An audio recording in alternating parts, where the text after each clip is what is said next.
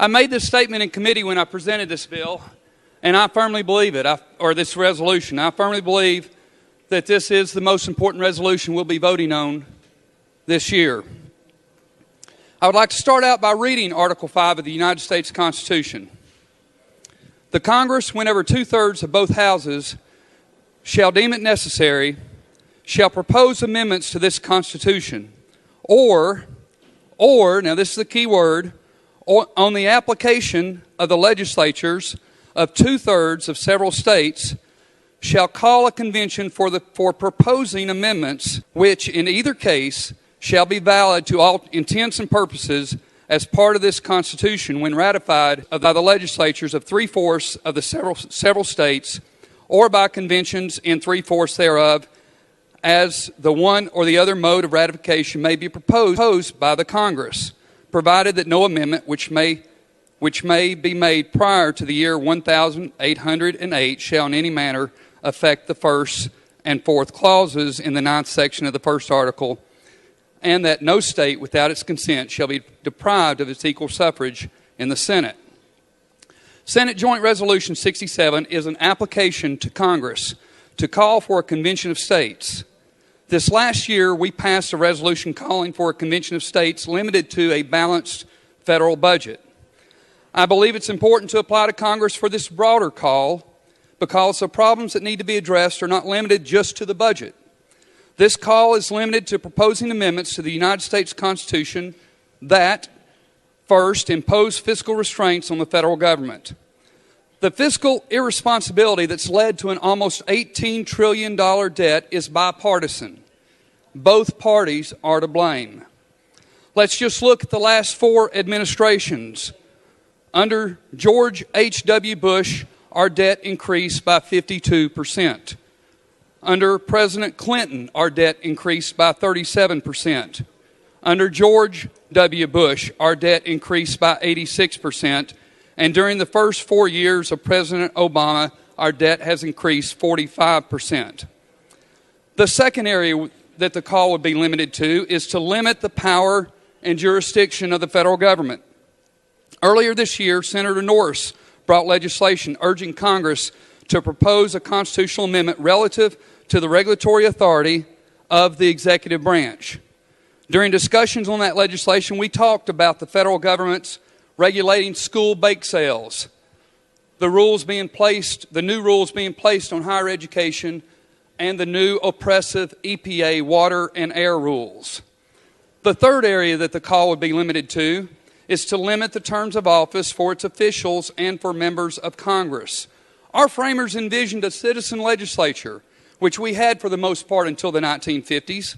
With the growth in the size and scope of the federal government and the power and influence with becoming a full-time politician, it is time that we at least look at putting term limits in place. Now, I want to repeat the three areas again that the call would be limited to impose fiscal restraints on the federal government, to limit the power and jurisdiction of the federal government, and to limit the terms of office for its officials and for members. 3 states have already passed the language we are considering today: Florida, Georgia, and Alaska. 31 states have introduced this language and are considering it this year. Now, let me clear up some misinformation that many of you received the last few days in emails about the progress of this resolution in other states. You've been told that all other states have rejected this resolution. It is true that in a few states, the Convention of States resolution has been narrowly defeated, but it's still alive and being considered in 20 states. In those 20 states, it has passed one house or the other in 5 of those states, and it's passed committees and is still moving in 6 of those states.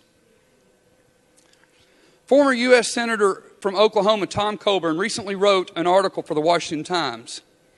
He stated in that article, "Throughout my time in Washington, it was my goal to constrain the scope and the size of our federal government to that which our founders intended. There were successes along the way, of course, but the federal behemoth continues to grow almost unabated year after year, election cycle after election cycle. The reason for this is surprisingly simple. It's human nature to attempt to collect as much power and control as possible, and in few places is that more evident than Washington, D.C. Our national soul is being corrupted by Washington's unhindered and unconstitutional overreach. Our founders anticipated the federal government might get out of control at some point, and they gave us a constitutional mechanism to rein it in. It's called a Convention of States, outlined in Article 5 of the Constitution. I'm sure that you've received the emails from people that are worried about the process, concerns that have been raised that a call like this could lead to a runaway convention that would completely destroy our federal Constitution. Let me assure you that such concerns are unfounded. First of all, Leader Norris passed a bill last year that became Public Chapter 979.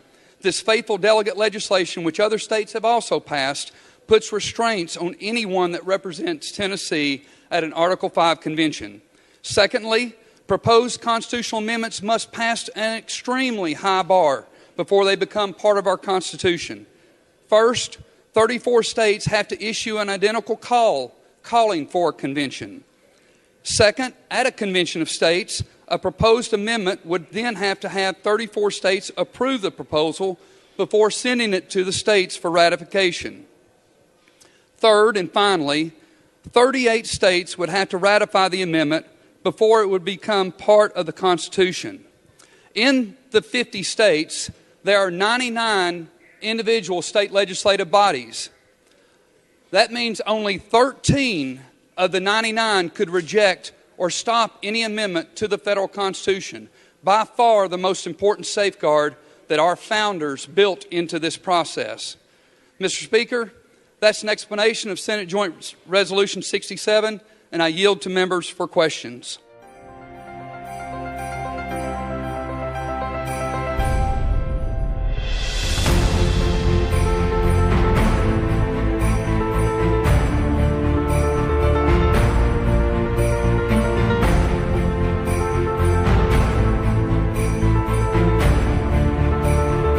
I've just met like the kindest, most welcoming people who have made me feel empowered.